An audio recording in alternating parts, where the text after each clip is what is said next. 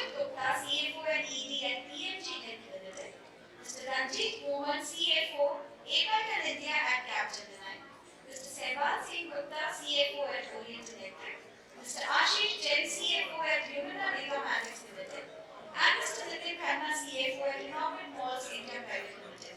And this elite panel will be moderated by Mr. Kallol, Kundu Executive Vice President and CFO at the Oberoi Group. Please welcome all of them with a huge round of applause. Good evening, everybody, once again. And I couldn't have a better panel than what you see on this on the stage for the last session that we have today. So you've already been introduced to all of them, and the good thing is that the diversity that we have on this stage is really heartwarming. I'm told that we have a hard stop at 5:30. So we'll try and keep it short and sweet. So let me quickly just say that what is the kind of diversity we have here. We have two persons from IT, basically from IT I think Ranjeet and Ashish, right? Yeah, Nitin is real estate, Inorbit, and Saibal and Amit are from FMCG consumer durables, and I am of course from hospitality. So we've heard a lot about transformation. What we will try and address in this panel is basically have a quick 15-minute conversation just to see where does the customer gain out of this transformation process. Right? A lot has been said in the past about what CFOs need to do and how we can take stakeholders along and all of that. So we'll look at it from the customer's point of view, and we'll also try and see how it impacts profitability or how transformations can affect profitability of the company. So without much ado, maybe I'll start with Amit. So my first question to you, Amit, would be, and it's not really like a question, but since you're from Procter & Gamble, I think I was chatting with Amit, and it's very interesting that it's a legacy company, which we all know of. And I asked him that, I'm a customer of products of Procter & Gamble, right? So shaving creams and whatnots. So, and he was giving an example of toothpaste, which I hope he'll give again. So, I asked him as a customer, how will my life be transformed with toothpaste and shaving creams? So, Amit. Thanks for that question. Actually, carrying forward from that interesting discussion, I would just like to build upon the fact that relating to your consumers and customers is key for any business success. And if I have to give an example, of one of such initiatives or success, that our organization has publicly been known for, is the fact of, bringing out products which actually cater to the needs of consumers. And we pick up these needs of consumers not only by the research agencies or doing a consumer panel testing, but across the PNG there is a concept of leadership actually going and living with the consumers in their homes, looking at their practices on how they are doing their daily chores, and what are the changes that we can bring about with respect to changing the life of our consumers, which can lead to increasing the category share, the category growth, and also making the lives of consumer better. To give you one example, if you take an example of the toothbrush category for that matter, electronic toothbrushes are very prevalent, outside India. Generally, people have automatic electronic toothbrushes. One of the recent innovations that PNG brought about in this particular space is to actually enable, actually integrate AI technology with the toothbrush, which enables the toothbrush to actually identify the teeth in your mouth which has not been brushed properly. And the toothbrush actually, tells you exactly where to brush, where have you left it around, and that creates a completely different consumer experience, not only with respect to well-being of your entire tooth, but with respect to addressing a need where a lot of people actually suffer from tooth disease because of not brushing the teeth properly. So this is just one example, but there are multiple other examples like the recent innovation of the pod in the detergent space or the heated electrical razors that we have, which we picked it up. People don't, most of the time when you actually shave, you would like to have a heated razor or hot water available with you when you are actually doing that shave around. But how will it feel like if your razor itself can heat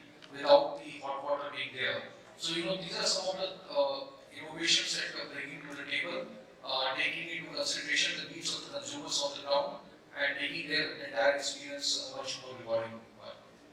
So basically, what you're saying is transformation is just going to be exponential, and I just wish we could get rid of our cell phone someday and have sense embedded in our heads. And whenever we think, the thought process goes on to the other person. I just wish we had that kind of scenario. Saibal, welcome to you next. I'll slightly modify the question. It's you are also into the consumer durable space, but you spoke about inflation, Russia, and Ukraine war, and all of that. How do you manage all this together? I mean, it must be a nightmare. Innovation, transformation, and inflation. Yeah, actually, that is the challenge because in today's context where costs are spiraling upwards without limits and it has virtually affected the entire ecosystem, there's the biggest challenge into how to manage the margins and the cash flows given this kind of a situation. So, one has to bring up a lot of innovative thoughts and ideas in terms of beating and navigating through these huge cost pressures which are being experienced. In our industry, we are experiencing this for more than a year. It's about 15 months which is going on.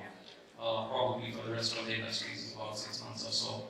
But this is exactly what is happening because it is very difficult in today's context to pass on these costs to the consumers. So therefore, the transformation which happens over here is in terms of innovative thinking. Let me give a classic example. Last year it's still continuing in terms of the shortage of chips. We as a company also produce LED lights. And LED lights today are one of the big governing components of the LED chips and the PCBs and the drivers. So these chips were in shortage ever since last year due to the disrupted supply chain. And it is the innovation of our design team that converted to most innovative specs, alternative specs within the components without disturbing the quality of the product. And that is how they could not only protect the costs, also ensure the continuity of the business. These are certain things which are happening in terms, and good thing is that the entire industry, all industries are thinking towards this direction and finding out very, very innovative ways in terms of beating the costs. Not that the entire cost increase is getting mitigated as a result, but quite a bit of it is definitely getting protected. So these are some of the ways, and getting into a deeper dive into doing a completely zero-based costing as we always knew about. These days it is called the clean sheet costing, where you really challenge each and every component of the cost straight through the bottom and see what all can be avoided, what all can be converted. And honestly speaking, pandemic has been a big teacher for us in terms of re-looking at our costs and creating the new normal of the businesses. So that's how we have been able to navigate through this, and we are still doing it. Thank you. I'll move over to I think Nitin, because if I think correctly, correct me if I'm wrong. I think your industry is a segment that you deal with malls and residential. Residential, of course, I think it will, but malls may have been affected. I'm not sure you can talk about it. But if it did, what sort of innovations did you do? And if I can request you to bring it closer to the function that finance played in the kind of innovations to either reduce fixed costs or whatever else to really bring out profit in the P&L accounts. Excellent. So we have 4 malls at present all across India, and all the malls we have around 4 crore of footfalls in the entire year. I think yes, we were impacted a lot during COVID for almost in Mumbai. For malls were closed for almost 7 months, and as you all are aware, I think in present days, mall is the only place of entertainment is what to them. So slowly, I think from a transformation perspective, the malls are slowly getting converted from a shopping center to an experience center, more of a community center. Now, how finance plays an important role, especially in 2 years, there's a lot of change which we have done. So many things probably as a consumer level we don't realize. So the first thing we worked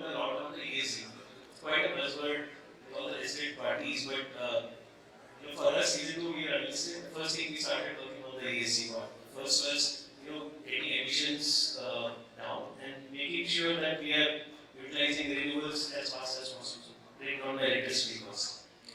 I think from a consumer perspective, everything has got changed, and we don't realize. So, ATM is an innovation. Your fast tag is an innovation. Where getting into parking is just like 5 seconds. From a finance perspective, we never understood or thought about 2 years back that with a QR code, my kiosk owner will pay me a rent. So there are huge changes which has been brought up. I think there are certain changes which we were forced to adopt during COVID time, and there were certain innovations which we did internally. We tried using this time to make sure that we give some consumer a great experience. One which I can talk about, I'm not going to take too much time on this. We worked a lot on the analytics. So when you enter in a mall, and of course there are privacy rules, so we don't save any mobile numbers. But from a face of it, we can realize and now we can detect whether there is a male or a female member who's coming inside the mall. So we now we can easily bifurcate, how many male members or female members are coming to our mall, and we also look at inside the mall, where are you traveling, and what is your set pattern. So a set pattern for a family will be, coming to the mall, going for a shopping in a departmental store, going to the food court, getting into an INOX or watching a movie, coming down, taking popcorn, going out. And as we have seen and analyzed, I think more than 35% of our youngsters behave in a certain manner. If I would have time, I would have explained you. But I think those are the innovations which we are utilizing to create more better experiences inside the mall. We are trying to bring more brands which can help the complementary brands and increase consumption and give you a better experience.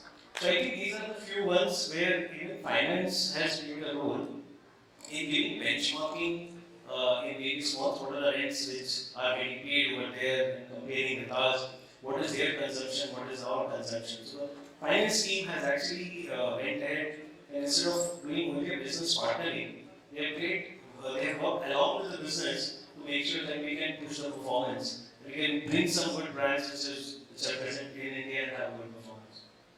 Fantastic. Except that, I'll just add to what you said. You said the only place of entertainment left is malls. Let me add hotels to it also. Let me do a bit of marketing myself. Anyway, jokes apart. Ranjeet, you are a process-driven organization, right? Capgemini is all about processes, and whenever we think process, we think of I think of Capgemini. Like the Jensen Nicholson ad that used to be whenever you see color, think of us. So what do you do? And you are always transforming, right? So I guess there would be excess transformation at your end, or am I reading something wrong? Thanks for the question. It's a perspective, it's not excess or not. So let me, in my mind, and I truly believe, is transformation is an initiation. It's never an end journey. And then you're intuitively aligned to what needs to be done, and then transformation takes different shapes and sizes and various shapes from there on. So in that process, it's not excess at all. It's just that you align to the need, and then you keep changing. The second part is it's not just ideas, because we are enablers to a lot of company that does transformation. We in ourselves have to be extremely on the edge to be able to cater to the transformed entities who are aligned.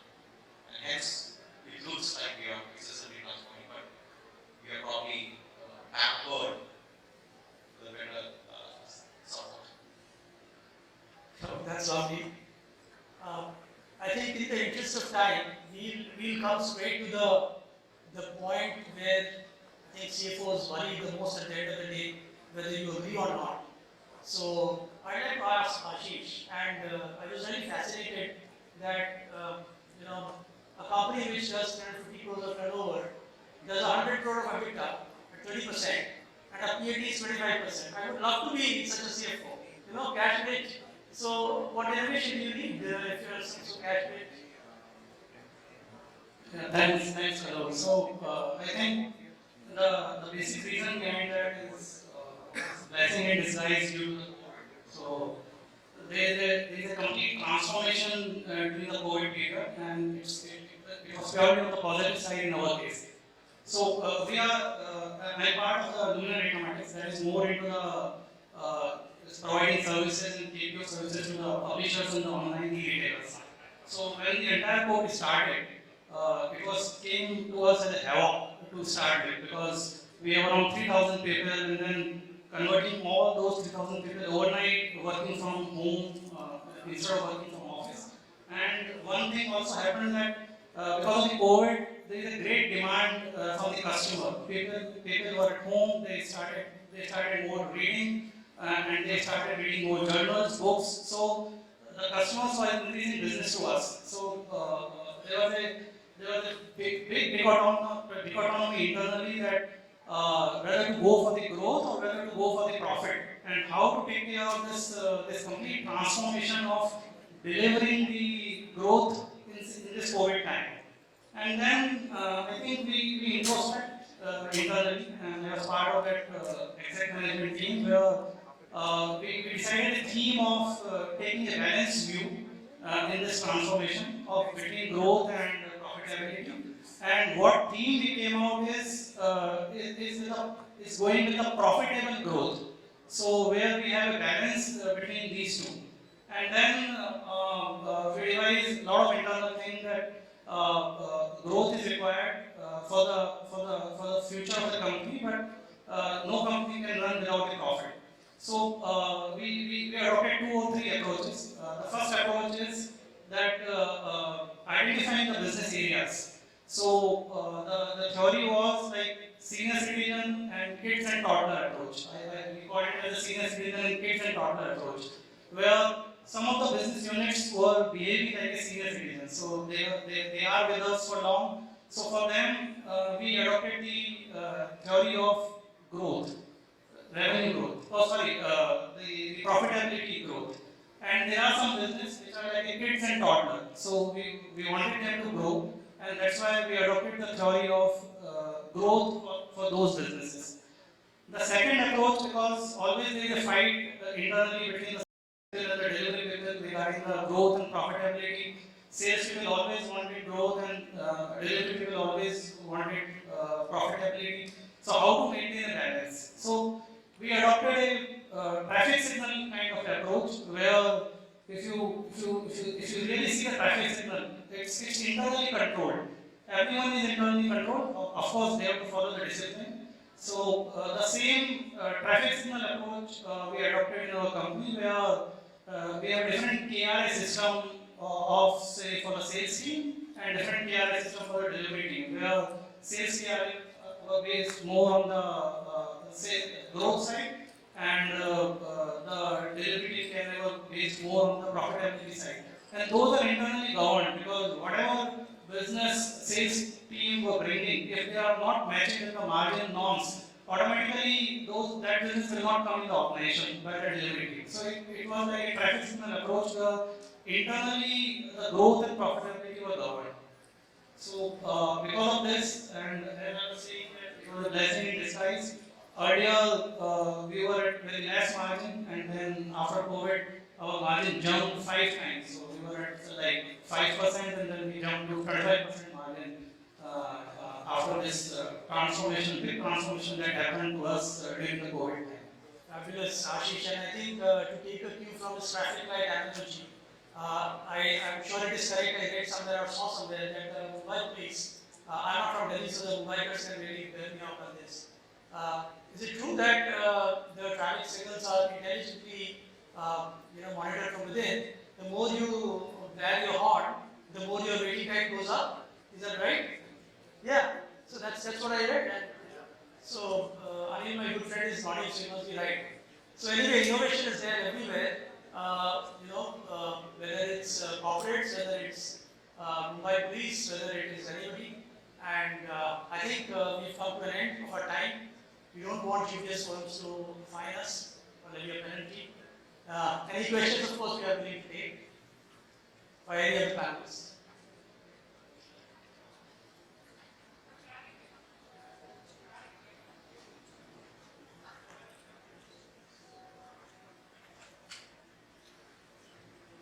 Yeah, and then just so curious on those product innovations and use case scenarios. So what was the uptake in the market? Yeah, so the products that I mentioned about are the ones which we have launched recently in the US. There has been a great acceptance of this particular innovation in that particular market, and we are planning to extend it across the group to other markets. But the initial acceptance level, the important thing is that we have actually created, expanded the category. Wherever we have done this particular sort of an innovation.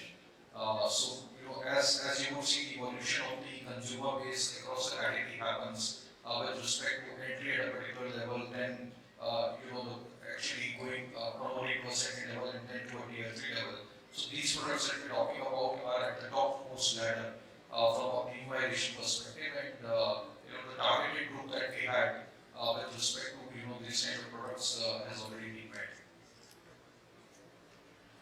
So I think, Amit, if I'm not wrong, I don't think it will be a choice for consumers. Is it? I mean, a time will come when we'll not get to brush our teeth if we don't buy your intelligent toothbrushes, I guess. Yeah, that's certainly what we hope for, but I'm not sure if it will be true.